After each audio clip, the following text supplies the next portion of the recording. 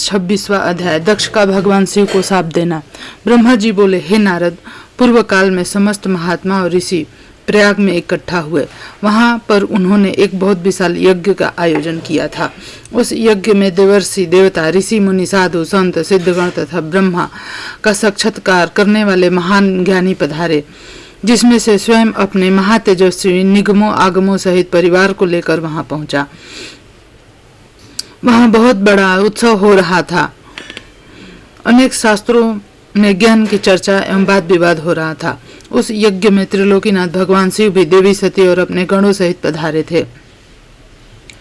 भगवान शिव को वहां आया देख मैंने सभी देवताओं, ऋषि मुनियों ने उन्हें झुककर भक्ति भाव से प्रणाम किया तथा अनेक प्रकार से उनकी स्तुति की। शिव जी की आज्ञा पाकर सभी ने अपना आसन ग्रहण कर लिया। इसी समय प्रजापति दक्ष भी वहां आ पहुंचे। वे बड़े ही तेजस्वी थे। प्रजापति दक्ष ने मुझे प्रणाम करके अपना आसन ग्रहण कर लिया। वे ब्रह्मांड के अधिपति थे, इसी कारण उन्हें अपने पद का घमंड हो गया था। उनके मन में अहंकार ने घर कर लिया था। ब्रह्मांड के अधिपति होने के कारण वे सभी देवताओं के वंदनीय थे। ऋषि मुनियों सहित देवर्षियों ने भी मस्तक झुकाकर प्रजापति दक्ष को प्रणाम किया और उनकी स्तुति कर उनका आदर सत्कार किया। परंतु त्रिलोकीनाथ भगवान शिव शंभु ने न तो उन्हें प्रणाम किया और न ही अपने आसन से उठकर दक्ष का स्वागत किया। इस बात पर दक्ष क्रोधित हो गया। ज्ञान शून्य होने के कारण प्रजापति दक्ष ने क्रोधित नेत्रों से महादेव जी की ओर देखा और सबको सुनाते हुए उच्च स्वर में कहा।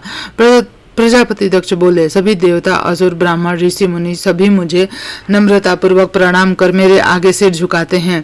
ये सभी उत्तम भक्ति भाव से मेरी आराधना करते हैं, परंतु सदैव प्रेतों और पिशाचों से घिरा रहने वाला यह दुष्ट मनुष्य क्यों मुझे देखकर अनदेखा कर रहा है? शमशान में निवास करने वाला यह निर्लज्ज जीव क्यों मेरे सामने मस्तक नहीं झुकाता? भूत पिशाचों का साथ करने के कारण क्या यह शास्त्रों की विधि भी भूल गया है? इसने नीति के मार्ग में को भी कलंकित किया है। इसके साथ रहने वाले या इसकी बातों का अनुसरण करने वाले मनुष्य पाखंडी, दुष्ट और पाप का आचरण करने वाले हैं।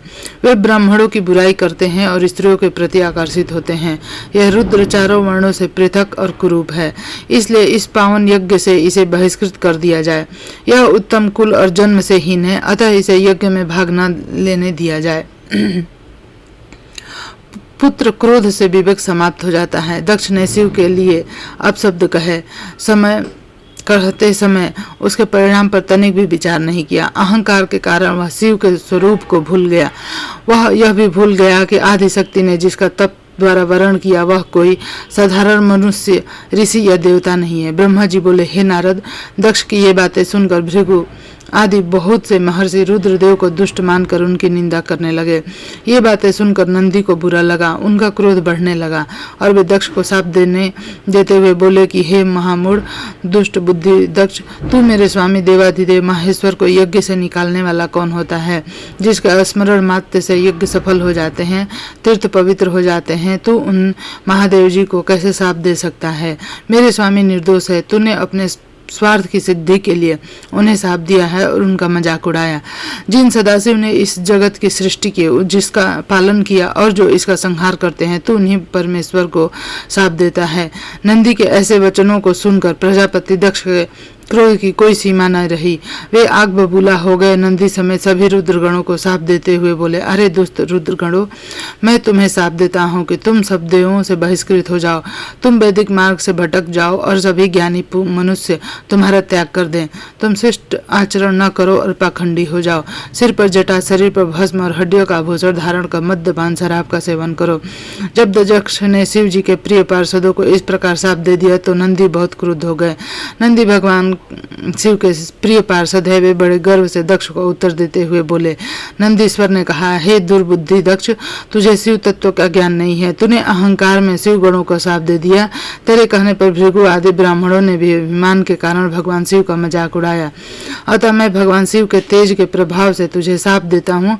तुझ जैसे अहंकारी मनुष्य जो सिर्फ कर्मों के फल को देखते हैं, वेद बाद में फंस कर रह जाएंगे। उनका वेद तत्व ज्ञान शून्य हो जाएगा। वे सदैव मोह माया में ही लिप्त रहेंगे। वे पुरुषार्थ विहीन होंगे, स्वर्ग को नहीं महत्व देंगे। वे क्रोधी लोभी होंगे, वे सदा ही दान लेने में लगे रहेंगे। हे दक्ष, जो भी भगवान शिव को सामान्य देवता समझकर उनका अनादर करेगा वह सदैव के लिए तत्व ज्ञान से विमुख हो जाएगा। वह आत्मज्ञान को भूलकर पशु के समान हो जाएगा। यह दक्ष जो कि कर्मों से भ्रष्ट हो चुका है, उसका मुख बकरे के समान हो जाएगा। इस प्रकार बहुत गुस्से से भरी नंदी ने जब दक्ष और ब्राह्मणों को शाप दिया तो वहां बहुत शोर मच गया। भगवान शिव मधुर वाणी में नंदी को समझाने लगे कि वे शांत हो जाए। प्रभु शिव बोले, नंदी, तुम तो परम ज्ञानी हो, तुम्हें क्रोध नहीं करना चाहिए। तुमने बिना कुछ कहे समझे ही दक्ष और समस्त ब्राह्मण कुल को शाप दे दिया। सच्चाई तो यह है कि मुझे कोई भी शाप छू नहीं सकता, इसलिए तुम्हें अपने क्रोध पर नियंत्रण रखना चाहिए। किसी की बुद्धि कितनी ही दूषित क्यों न हो, वह किसी वेद को शाप नहीं दे सकता। नंदी, तुम तो सिद्धों को भी तत्व ज्ञान का उपदेश देने वाले हो। तुम तो जानते हो कि मैं ही यज्ञ हूँ, मैं ही यज्ञ कर्म हूँ, यज्ञ की आत्मा हूँ, यज्ञ परायण यजमान मैं हूँ। फिर मैं कैसे यज्ञ से बहिष्कृत हो सकता हूँ? तुमने व्यर्थ ही ब्राह्मणों को शाप दे दिया। ब्रह्मा जी बोले, नारद, जब भगवान शिव ने अनेक प्रकार से नंदी को समझाया तो उनका क्रोध शांत हो गया। तब शिव जी अपने अन्य गणों व पार्षदों को साथ अपने निवास स्थान कैलाश पर्वत पर चले गए। क्रोध से भरे दक्ष भी ब्राह्मणों के साथ अपने स्थान पर चले गए, परंतु उनके मन में महादेव जी के लिए क्रोध एवं ईर्ष्या का भाव ऐसे ही रहा। उन्होंने शिव जी के प्रति श्रद्धा को त्याग दिया और उनकी निंदा करने लगे। दिन ब दिन उनकी ईर्ष्या बढ़ती ही जा रही थी। 27वां अध्याय, दक्ष द्वारा महान यज्ञ का आयोजन। ब्रह्मा जी बोले, हे महर्षि नारद, इस प्रकार क्रोधित व अपमानित दक्ष ने कनकल नामक तीर्थ में एक बहुत बड़े यज्ञ का आयोजन किया। उस यज्ञ में उन्होंने सभी देवर्षियों, महर्षियों, देवताओं को दीक्षा देने के लिए बुलाया। अगस्त्य, कश्यप, अत्रि, वामदेव, भृगु, दधीचि, भगवान व्यास, भारद्वाज, गौतम, पैल, पराशर, गर्ग, भार्गव, कुकुस, सित, सुमंत, त्रिक, कंक और वैशम पायन सहित अनेक ऋषि मुनि अपनी पत्नियों, पुत्रों सहित प्रजापति दक्ष के यज्ञ में शामिल हुए। समस्त देवता अपने देवगणों के साथ प्रसन्नतापूर्वक यज्ञ में गए। अपने पुत्र दक्ष की प्रार्थना स्वीकार करके मैं विश्व सृष्टा ब्रह्मा और वैकुंठ लोक से भगवान विष्णु भी उस यज्ञ में पहुंचे। वहां दक्ष ने सभी पधारे हुए अतिथियों का खूब आदर सत्कार किया। उस यज्ञ के स्थान का निर्माण देवताओं के शिल्पी विश्वकर्मा द्वारा किया गया। विश्वकर्मा ने बहुत से दिव्य भवनों का निर्माण किया। उन भवनों में दक्ष ने यज्ञ में पधारे अतिथियों को ठहराया। दक्ष ने भृगु ऋषि को तज्विक बनाया। भगवान विष्णु यज्ञ के अधिष्ठाता थे। इस विधि को मैंने ही बताया। दक्ष सुंदर रूप धारण कर यज्ञ मंडल में उपस्थित था। उस महान यज्ञ में 88,000 ऋषि एक साथ हवन कर रहे थे। 64,000 देवर्षि मंत्रों का उच्चारण कर रहे थे। सभी मग्न होकर वेद मंत्रों का गान कर रहे थे। दक्ष उस महान यज्ञ में गंधर्वों, विद्याधरों, सिद्धों, 12 आदित्यों व अन्य गौड़ों तथा नागों को भी आमंत्रित किया था। साथ ही देश विदेश के अनेक राजा उसमें उपस्थित थे, जो अपनी सेना और दरबारियों सहित यज्ञ में पधारे थे। कौतुक और मंगलाचार कर दक्ष ने यज्ञ की दीक्षा ली, परंतु उस दुरात्मा दक्ष ने त्रिलोकीनाथ करुणानिधान भगवान शिव को यज्ञ के लिए निमंत्रण नहीं भेजा था, न ही अपनी पुत्री सती को ही बुलाया था। दक्ष के अनुसार भगवान शिव कपालधारी हैं, इसलिए उन्हें यज्ञ में स्थान देना गलत है। सती भी शिव जी की पत्नी होने के कारण कपाली भार्या हुई, अतः उन्हें भी बुलाना पूर्णतः अनुचित है। दक्ष का यज्ञ महोत्सव अत्यंत धूमधाम हर्षोल्लास से आरंभ हुआ। सभी ऋषि मुनि अपने अपने कार्य में संलग्न हो गए। तभी वहां महर्षि दधीचि पधारे। उस यज्ञ में भगवान शंकर को न पाकर दधीचि बोले, हे श्रेष्ठ देवताओं और महर्षियों, मैं आप सभी को श्रद्धापूर्वक नमस्कार करता हूँ। हे श्रेष्ठ जनों, आप सभी यहाँ इस महान यज्ञ में पधारे हैं। मैं आप सबसे यह पूछना चाहता हूँ कि मुझे इस यज्ञ में त्रिलोकीनाथ भगवान शंकर कहीं भी दिखाई नहीं दे रहे हैं। उनके बिना यह यज्ञ मुझे सुना लग रहा है। उनकी अनुपस्थिति से यज्ञ की शोभा कम हो गई है। जैसा कि आप जानते हैं, भगवान शिव की कृपा से सभी कार्य सिद्ध होते हैं। वे परम सिद्ध पुरुष नीलकंठधारी प्रभु शंकर यहाँ क्यों नहीं दिख रहे हैं? जिनकी कृपा से अमंगल भी मंगल हो जाता है, जो सर्वथा सबका मंगल करते हैं, उन भगवान शिव का यज्ञ में उपस्थित होना बहुत आवश्यक है। इसलिए आप सभी को यज्ञ के सकुशल पूर्ण होने के लिए परम कल्याणकारी भगवान शिव को अनुनय विनय कर इस यज्ञ में लाना चाहिए, तभी इस यज्ञ की पूर्ति हो सकती है। इसलिए आप सभी श्रेष्ठ जनों तुरंत कैलाश पर्वत पर जाएं और भगवान शिव और देवी सती को यज्ञ में ले आएं। उनके आने से यह यज्ञ पवित्र हो जाएगा। वे परम पुण्यमयी हैं, उनके यहाँ आने से यज्ञ पूरा हो सकता है। महर्षि दधीचि की बातें सुनकर दक्ष हंसते हुए बोला कि भगवान विष्णु देवताओं के मूल हैं, अतः मैंने उन्हें सादर यहाँ बुलाया है। जब वे यहाँ उपस्थित हैं तो भला यज्ञ में क्या कमी हो सकती है। भगवान विष्णु के साथ साथ ब्रह्मा जी भी वेदोपनिषद विविध आगमों के साथ यहाँ पधारे हैं। देवगणों सहित इंद्र भी यहाँ उपस्थित हैं। वेद और विद्वताओं को जानने वाले तथा उनका पालन करने वाले सभी महर्षि यज्ञ में आ चुके हैं। जब सभी देवगण एवं श्रेष्ठ जन यहाँ उपस्थित है तो रुद्रदेव की यहाँ क्या आवश्यकता। मैंने सिर्फ ब्रह्मा जी के कहने पर अपनी पुत्री सती का विवाह शिव जी से कर दिया था। मैं जानता हूँ कि वे कुलहीन हैं, उनके माता पिता भी कुछ भी नहीं पता। वे भूत प्रेतों पिशाचों के स्वामी हैं। वे स्वयं ही अपनी प्रशंसा करते हुए मूढ़ जड़ मौनी और सालू होने के कारण यज्ञ में बुलाए जाने के योग्य नहीं हैं। अतः दधीचि जी, आप उन्हें यज्ञ में बुलाने के लिए न कहें। आप सब ऋषि मुनि मिलकर अपने सहयोग से मेरे इस यज्ञ को सफल बनाएं। दक्ष की बात सुनकर दधीचि मुनि बोले, हे दक्ष, परम कल्याणकारी भगवान शिव को यज्ञ में न बुलाकर तुमने इस यज्ञ को पहले ही भंग कर दिया है। यह यज्ञ कहलाने लायक ही नहीं है। तुमने भगवान शिव को निमंत्रण न देकर उनकी अवहेलना की है, इसलिए तुम्हारा विनाश निश्चित है। यह कहकर दधीचि महाशय अपने आश्रम चले गए। उनके पीछे पीछे भगवान शिव का अनुसरण करने वाले सभी ऋषि मुनि भी वहां से चल गए। ऋषि के समर्थकों ने यज्ञ छोड़कर गए ऋषि मुनियों के प्रति व्यंग भरे वचनों का प्रयोग किया। इस प्रकार प्रसन्न होकर दक्ष बोलने लगे कि यह बहुत अच्छी बात है कि मंद बुद्धि मिथ्यावाद में लगे दुराचारी मनुष्य सभी इस यज्ञ का त्याग करके स्वयं चल पड़े। भगवान विष्णु ब्रह्मा जी जो सभी देवताओं के ज्ञाता हैं, वेद तत्वों से परिपूर्ण है, इस यज्ञ में उपस्थित हैं। ये ही मेरे यज्ञ को सफल बनाएंगे। ब्रह्मा जी बोले। दक्ष की ये बातें सुनकर वे सभी शिव माया से मोहित हो गए। सभी देवर्षि आदि देवताओं का पूजन करने लगे। इस प्रकार यज्ञ पुनः आरंभ हो गया। मुनि श्रेष्ठ इस प्रकार वहां यज्ञ स्थल पर रुके अनेक देवर्षि और मुनि वहां पुनः यज्ञ को पूर्ण करने हेतु पूजन करने लगे। सती का दक्ष के यज्ञ में आना। 28वां अध्याय। ब्रह्मा जी कहते हैं, नारद, जिस समय देवता और ऋषिगण दक्ष के यज्ञ में भाग लेने के लिए उत्सव करते हुए जा रहे थे, उसी समय दक्ष की पुत्री सती अपनी सखियों के साथ गंधमादन पर्वत पर धारा गृह में अनेक क्रीड़ाएं कर रही थी। सती ने देखा कि रोहिणी के साथ चंद्रमा कहीं जा रहे हैं। तब सती ने अपने प्रिय सखी विजय से कहा कि विजय, जल्दी जाकर पूछो कि देवी रोहिणी और चंद्रमा कहाँ जा रहे हैं।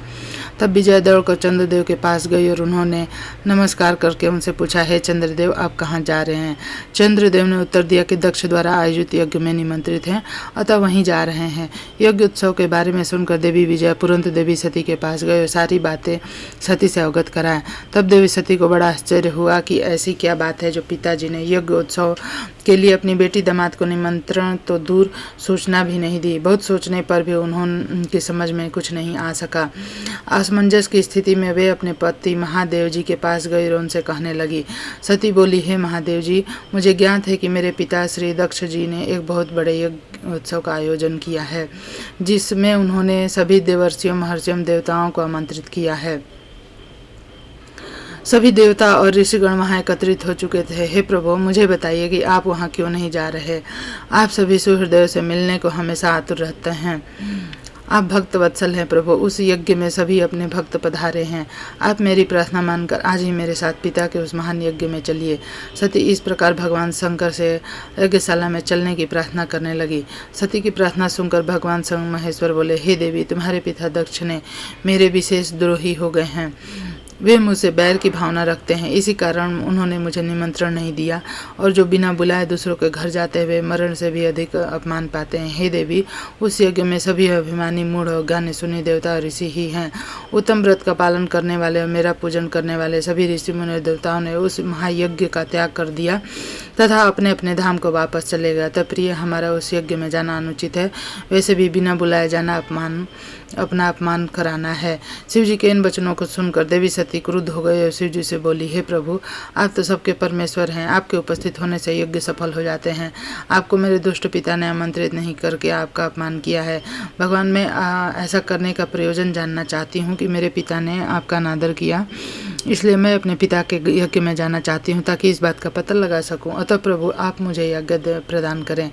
देवी सती के क्रोधित शब्दों को सुनकर भगवान शंकर बोले, हे देवी, यदि तुम्हारी इच्छा वहाँ जाने की है तो मैं तुम्हें आज्ञा देता हूँ कि अपने पिता के यज्ञ में जाओ।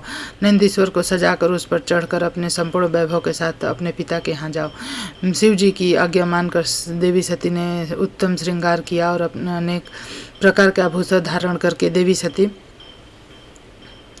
अपने पिता के घर की ओर चल दी। उनके साथ शिव जी ने 60,000 रौद्र गणों को भी भेजा। वे सभी गण उत्सव रचाकर देवी का गुणगान करते हुए दक्ष के घर की ओर जाने लगे। शिवगणों ने पूरे रास्ते शिवा के यश का गान किया। उस यात्रा काल में जगदम्बा बहुत शोभा पा रही थी। उनकी जय जयकार से सारी दिशाएं गूंज रही थी। 29वां अध्याय, यज्ञशाला में सती का अपमान। नारद जी बोले, हे ब्रह्मा जी बोले, हे नारद, दक्ष कन्या देवी सती उस स्थान पर गई जहाँ महान उत्सव चल रहा था, जहाँ देवता, असुर, मुनि, साधु, संत अग्नि में मंत्रोच्चार के साथ आहुतियाँ डाल रहे थे।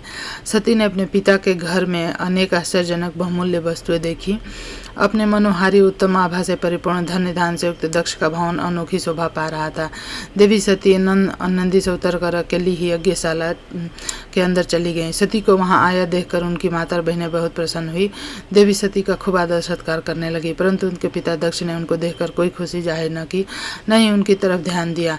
दक्ष के भय से ही अन्य लोगों को भी देवी सती का आदर नहीं किया। सभी के व्यवहार में तिरस्कार देखकर देवी सती को बहुत आश्चर्य हुआ। फिर भी उन्होंने अपने माता पिता के चरणों में मस्तक झुकाया। देवी सती ने यज्ञ में सभी देवताओं का अलग अलग भाग देखा। जब सती को अपने पति भगवान शिव का भाग वहां नहीं दिखाई दिया तो उन्हें बहुत क्रोध आया। अपमानित होने के कारण देवी सती दक्ष को लताड़ते हुए बोली, हे प्रजापति,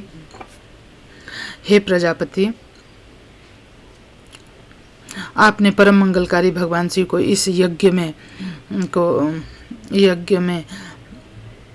क्यों नहीं बुलाया? उनकी उपस्थिति ही सारा जगत पवित्र हो जाता है।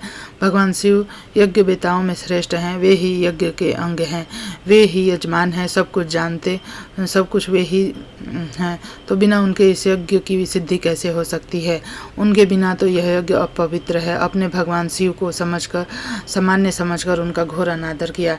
शायद आपकी बुद्धि के भ्रष्ट होने के कारण ही ऐसा हुआ। मुझे तो यह समझ में नहीं आ रहा कि बिना भगवान शिव के आए ये विष्णु और ब्रह्मा सहित सभी ऋषि मुनि इस यज्ञ में कैसे आ गए?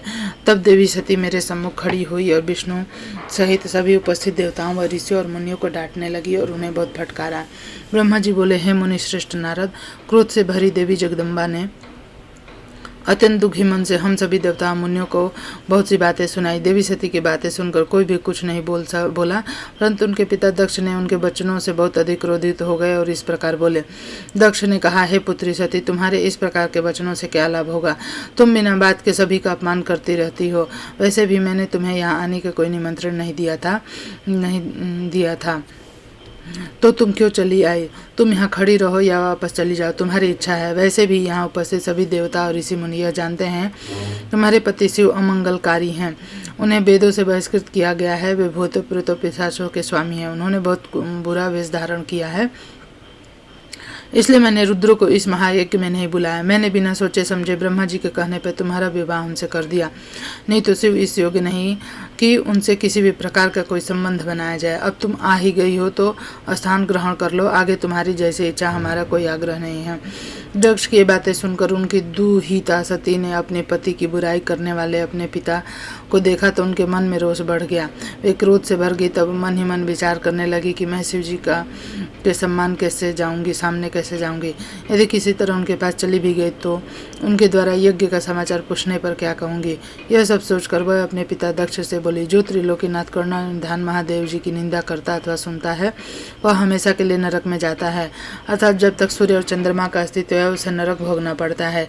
इस प्रकार देवी सती को वहां आने पर बहुत पश्चाताप हो रहा था।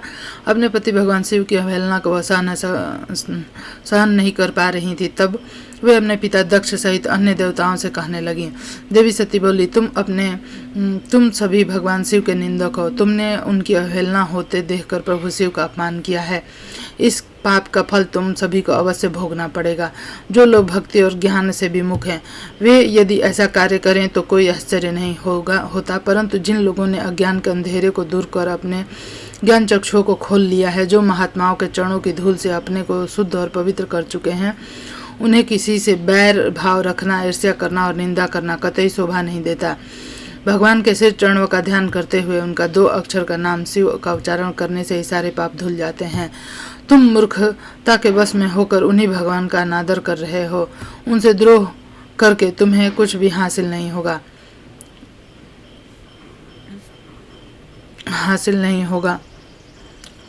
उधर भगवान महादेव जी जटा और कपाल धारण किए शमशान में भूतों के साथ प्रसन्नता पूर्वक रहते हैं। वे शरीर पर भस्म लगाए और गले में नर मुंडों की माला धारण करते हैं।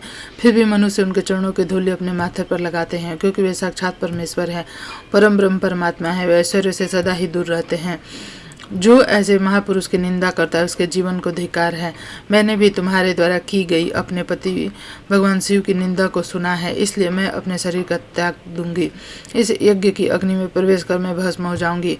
मैंने अपने प्रिय पति भगवान शिव का अनादर देख भी लिया और उनके प्रति अपने पिता के कटु वचनों को सुन भी लिया है। अतः मैं इस जीवन का क्या करूं?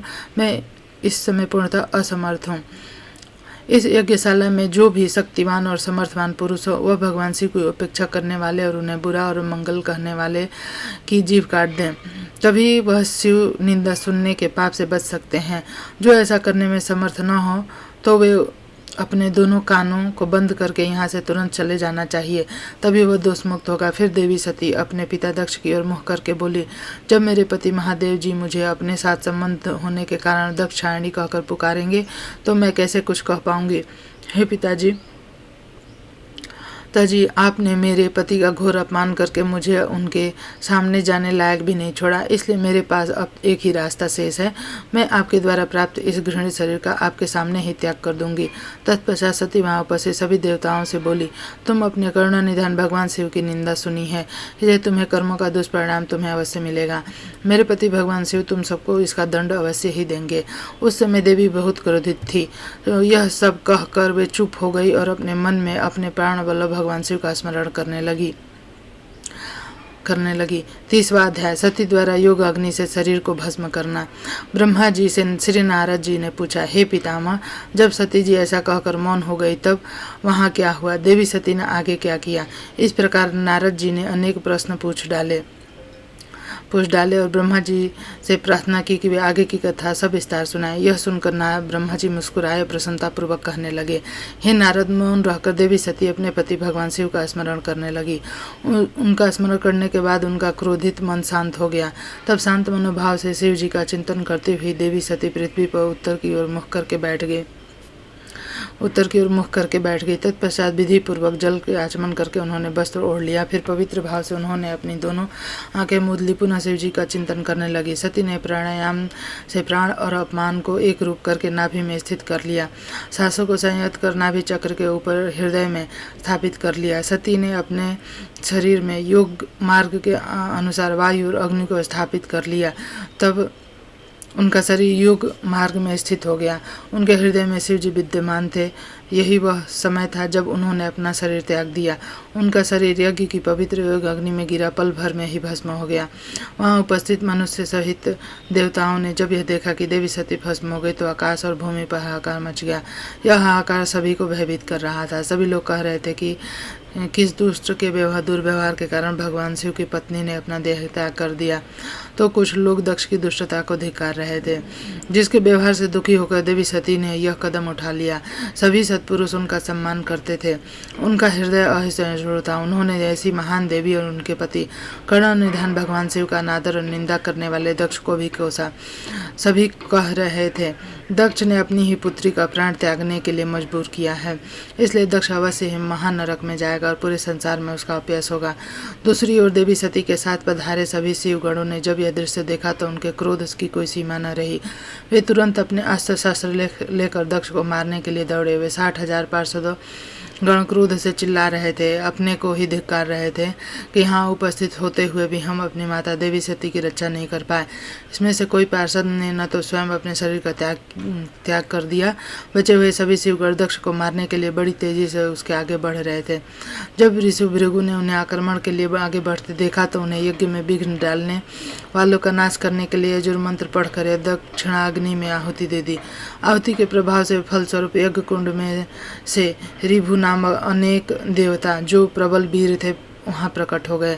ऋभु नामक सहस्त्र देवताओं और शिव गणों में भयानक युद्ध होने लगा। वे देवता ब्रह्म तेज से संपन्न थे। उन्होंने शिव गणों को मारकर तुरंत भगा दिया। इससे वहाँ यज्ञ में और अशांति फैल गई। सभी देवता और मुनि भगवान विष्णु से इस विघ्न को टालने की प्रार्थना करने लगे। देवी सती का भस्म हो जाना और भगवान शिव के गणों को मरकर वहीं से भगाए जाने का परिणाम सोचकर सभी देवता ऋषि विचलित थे। हे नारद, इस प्रकार दक्ष के उस महान उत्सव में बहुत बड़ा उत्पात मच गया और सब ओर त्राही त्राही मच गई। सभी भावी परिणाम की आशंका से भयभीत दिखाई दे रहे थे। 21वां अध्याय। ब्रह्मा जी कहते हैं, हे नारद, आकाशवाणी हुई जब दक्ष ने उस महान यज्ञ में घोर उत्पात मचा हुआ था। सभी डर के भयभीत होकर इधर उधर भाग रहे थे। उस समय एक आकाशवाणी हुई, हे मूर्ख दक्ष, तूने यह बहुत बड़ा अनर्थ कर दिया। तूने शिव भक्त दधीची के कथन को प्रामाणिक नहीं माना जो तेरे लिए परम मंगलकारी और आनंददायक था। तूने उनका भी अपमान किया और वे तुझे शाप देकर तेरी यज्ञशाला से चले गए। तब भी तू कुछ भी नहीं समझा। तूने अपने घर में स्वयं आए साक्षात मंगल स्वरूपा अपनी पुत्री सती का अपमान किया। तूने सती और शंकर का पूजन भी नहीं किया। अपने को ब्रह्मा जी का पुत्र समझकर तुझे बहुत घमंड हो गया था। तूने उस सती देवी का अपमान किया जो सत्पुरुषों की भी आराध्य है। वे समस्त पुण्यों का फल देती है। वे तीनों लोकों की माता, कल्याण स्वरूपा और भगवान शिव की अर्धांगिनी है। सती देवी प्रसन्न होने पर सुख और सौभाग्य प्रदान करती है। वे परम मंगलकारी है। देवी सती की पूजा करने से समस्त भयों छुटकारा मिल जाता है। मनोवांछित फलों की प्राप्ति होती है। देवी सभी उपद्रवों को नष्ट कर देती है। वे ही पराशक्ति, कीर्ति, संपत्ति, भोग और मोक्ष प्रदान करती है। वे ही जन्मदात्री है अर्थात जन्म देने वाली माता है। वे ही जगत की रक्षा करने वाली आदि शक्ति है। वे ही प्रलय काल में जगत का संहार करने वाली है। सती ही भगवान विष्णु सहित ब्रह्मा, इंद्र, चंद्र, अग्नि, सूर्यदेव सभी देवताओं की जननी है। वे साक्षात जगदम्बा है। वे ही दुष्टों का नाश करने वाली और भक्तों की रक्षा करने वाली है। ऐसी उत्तम महिमा गुण वाली भगवान शिव की प्राण प्रिय धर्म पत्नी को तूने यज्ञ में अपमान किया। भगवान शिव तो परब्रह्म परमेश्वर हैं। वे सबके स्वामी हैं। वे सबका कल्याण करते हैं। सभी मनुष्य प्रभु का दर्शन पाने की अभिलाषा सदैव अपने मन में रखते हैं। दर्शनों की इच्छा के लिए घोर तपस्या करते हैं। वे भगवान शिव ही जगत को धारण कर उसका पालन पोषण करते हैं। वे ही समस्त विद्याओं के ज्ञाता और मंगलों के भी मंगल करने वाले। वे ही समस्त कामनाओं को पूरा करते हैं। दुष्ट दक्ष, तूने उन परम शक्तिशाली भगवान शिव की शक्ति की अवहेलना करके बहुत बुरा किया। इसलिए तेरा इस महायज्ञ के विनाश को कोई नहीं रोक सकता। जिनके चरणों की धूल शेष नाग रोज अपने मस्तक पर धारण करते हैं, जिनके चरण कमल का ध्यान करने से ब्रह्मा को ब्रह्म तेज प्राप्त हुआ, तूने उनका और उनकी पत्नी सती का पूजन न करके बहुत अनिष्ट किया। भगवान शिव ही इस संपूर्ण जगत के पिता और उनकी पत्नी देवी सती इस जगत की माता है। तूने उन माता पिता का सत्कार न कर उनका घोर अपमान किया। अब तेरा कल्याण कैसे हो सकता है? तूने स्वयं दुर्भाग्य से अपना नाता जोड़ लिया है। तूने देवी सती और भगवान शिव की भक्ति भाव से आराधना नहीं की। तेरी यह सोच ही कल्याणकारी शिव का पूजन किए बिना भी मैं कल्याण का भागी नहीं हो सकता। तुझे ले डूबी, तेरा सारा घमंड नष्ट हो जाएगा। यहाँ बैठा कोई भी देवता शिव जी के विरुद्ध होकर तेरी सहायता नहीं कर पाएगा। यदि करना भी चाहेगा तो स्वयं नष्ट हो जाएगा। अब तेरा अमंगल निश्चित है। सभी देवता और मुनिगण यज्ञ मंडप को छोड़कर तुरंत यहाँ से अपने अपने धाम को चले जाएं, अन्यथा सबका नाश हो जाएगा। इस प्रकार यज्ञशाला में उपस्थित सभी लोगों को चेतावनी देकर वह आकाशवाणी मौन हो गई। शिव जी का क्रोध। ब्रह्मा जी कहते हैं, नारद, उस आकाशवाणी को सुनकर सभी देवता ऋषि मुनि आश्चर्य से इधर उधर देखने लगे। उनके मुंह से एक भी शब्द नहीं निकला। वे अत्यंत भयभीत हो गए और उधर भृगु के मंत्रों से उत्पन्न गणों द्वारा भगाए गए शिव गणों को जो कि नष्ट होने से बच गए थे, शिव जी के शरण में चले गए। वहां पहुंचकर उन्होंने प्रभु को हाथ जोड़कर प्रणाम किया और यज्ञ में कुछ हुआ और सती के शरीर को त्यागने का सारा वृतांत उन्हें सुनाया। शिवगढ़ बोले, हे महेश्वर, दक्ष बड़ा ही दुरात्मा और घमंडी है, उसने माता सती का बहुत अपमान किया। वहां उपस्थित देवताओं ने उनका आदर सत्कार नहीं किया। उस घमंडी दक्ष ने यज्ञ में आपका भाग भी नहीं दिया। हे प्रभु, दक्ष ने आपके प्रति बुरे शब्द कहे। आपके विषय में ऐसी बातें सुनकर माता क्रोधित हो गई और उन्होंने पिता की बहुत निंदा की। जब दक्ष ने उनका अपमान किया तो वे शांत होकर सोचने लगे। फिर उन्होंने वहां उपस्थित सभी देवताओं और मुनियों को फटकारा जिन्होंने आपका अनादर किया था। उन्होंने कहा कि शिव निंदा सुनकर मैं जीवित नहीं रह सकती। यह कहकर उन्होंने योग अग्नि में जलकर अपना शरीर भस्म कर दिया। यह देखकर बहुत से पार्षदों ने माता के साथ ही अपने शरीर को आहुति दे दी। तब हम सब शिवगण उस यज्ञ को विध्वंस करने के लिए तेजी से आगे बढ़ते हुए भृगु ऋषि के मंत्रों द्वारा गणों को उत्पन्न कर हम पर आक्रमण कर दिया। हम में से बहुत से गणों को उन भृगु ने गणों ने मार डाला। तब वहां आकाशवाणी हुई जिसने कहा कि दक्ष, तुम्हारा अंत अब निश्चित है और जो भी देवता मुनि तुम्हारा साथ देंगे वे भी पाप के भागी बनकर मृत्यु को प्राप्त होंगे। यह सुनकर सभी उपस्थित लोग वहां से चले गए और हम वहां आपको इस विषय में बताने के लिए आपके पास चले आए। हे कल्याणकारी भगवान शिव, आप उस महादुष्ट और धर्मी दक्ष को अपने अपराध का कठोर दंड अवश्य दें। यह कहकर सभी गण चुप हो गए। ब्रह्मा जी बोले, हे नारद, अपने पार्षदों की बातें सुनकर भगवान शिव ने उस यज्ञ की सारी बातें जानकारी जानने के लिए तुम्हारा स्मरण किया। उनके स्मरण करते ही तुम वहां जा पहुंचे और भक्ति भाव से नमस्कार करके चुपचाप खड़े हो गए। तब महादेव जी ने तुमसे दक्ष के यज्ञ के विषय में पूछा। तब तुमने उत्तम भाव से यज्ञशाला में जो जो हुआ वह सब वृतांत तुम्हें उन्हें सुनाया। सारी बातों से अवगत होते ही भगवान शिव अत्यंत क्रोधित हो गए। पराक्रमी शंकर के क्रोध का कोई अंत न रहा। तब लोक संहारकारी शंकर ने अपनी जटा का एक बाल उखाड़ कर उसे कैलाश पर्वत पर दे मारा। जैसे वह बाल जमीन पर गिरा, उससे 2 टुकड़े हो गए और वहां से बहुत भयंकर गर्जना हुई। बाल के प्रथम भाग से महापराक्रमी महाबली वीरभद्र प्रकट हुआ, जो समस्त शिवगणों में शिरोमणि है। उसका शरीर बहुत बड़ा और विशाल था। उसकी 1000 भुजाएं थी। उस जटा के दूसरे भाग से अत्यंत भयंकर करोड़ों भूत से घिरी हुई महाकाली उत्पन्न हुई। उस जटा के दूसरे भाग से अत्यंत भयंकर और करोड़ों भूतों से घिरी हुई महाकाली उत्पन्न हुई। उस समय रुद्रदेव के क्रोधपूर्वक सांस लेने से 100 प्रकार के ज्वर, अनेक प्रकार के रोग पैदा हो गए। वे सभी शरीरधारी, क्रूर और भयंकर थे। वे अग्नि के समान तेज से प्रज्वलित थे। तब वीरभद्र महाकाली ने दोनों हाथ जोड़कर भगवान शिव को प्रणाम किया। वीरभद्र बोले, हे महारुद्र, आपने सोम, सूर्य, अग्नि को अपने तीनों नेत्रों में धारण किया है। हे प्रभु, कृपा कर मुझे आज्ञा दीजिए कि मुझे क्या कार्य करना है। क्या मुझे पृथ्वी के सभी समुद्रों को एक क्षण में सुखाना है या संपूर्ण पर्वतों को पीसकर पल भर में मसल का चूर्ण बनाना है? हे प्रभु, मैं इस ब्रह्मांड को भस्म कर दूं या मुनियों को जला दूं? भगवान, आपका आदेश पाकर मैं समस्त लोकों में उथल पुथल कर सकता हूँ। आपके इशारा करने से ही मैं जगत के समस्त प्राणियों का विनाश कर सकता हूँ। आपकी आज्ञा पाकर मैं इस संसार के सभी कार्यों को कर सकता हूँ। हे प्रभु, मेरे समान पराक्रमी न तो कोई हुआ है न होगा। भगवान, आपकी आज्ञा से हर कार्य सिद्ध हो सकता है। मुझे ये सभी शक्तियाँ आपकी ही कृपा से प्राप्त हुई हैं। बिना आपकी आज्ञा के एक दिन का भी नहीं हिल सकता। हे करुणानिधान, मैं आपके चरणों में प्रणाम करता हूँ। आप अपने कार्य की सिद्धि की जिम्मेदारी मुझे सौंपिए, मैं उसे पूर्ण करने का पूरा प्रयास करूँगा। हे प्रभु, आपके चरणों का मैं हर समय चिंतन करता रहता हूँ। आपकी भक्ति परम उत्तम है। आप बिना कहे ही अपने भक्तों को समस्त इच्छाओं को पूरा करके उन्हें मनोवांछित अभीष्ट फल प्रदान करते हैं। आप भक्त वत्सल भगवान, मुझे कार्य करने का आदेश दें और साथ ही उस कार्य को सफल होने का भी आशीर्वाद दें। ब्रह्मा जी बोले, हे मुनि श्रेष्ठ, वीरभद्र का यह वचन सुनकर शिव जी को बहुत संतोष हुआ और उन्होंने वीरभद्र को अपना आशीर्वाद प्रदान किया। भगवान शिव बोले, पार्षदों में श्रेष्ठ वीरभद्र, तुम्हारी जय हो। ब्रह्मा जी का पुत्र दक्ष बड़ा ही दुष्ट है। उसने अपने पर बहुत घमंड है। वह इस समय एक बहुत बड़ा यज्ञ कर रहा है। उसने उस यज्ञ में मेरा बहुत अपमान किया। मेरी पत्नी ने मेरा अपमान होता हुआ देखकर उस यज्ञ की अग्नि में अपने शरीर को भस्म कर दिया। अब तुम सब परिवार उस यज्ञ में जाओ, वहाँ यज्ञशाला में जाकर तुम उस यज्ञ को विनष्ट कर दो। यदि देवता, गंधर्व अथवा कोई अन्य तुम्हारा सामना करे या तुम्हारे ललकारे तो तुम उसे वहीं भस्म कर देना। दैत्य की दी हुई चेतावनी के बाद भी जो अगर वहाँ यज्ञ में मौजूद हैं तुम उन्हें भी भस्म कर देना, क्योंकि वे सभी मुझसे बैर खाते हैं। तुम उन सभी को बंधों से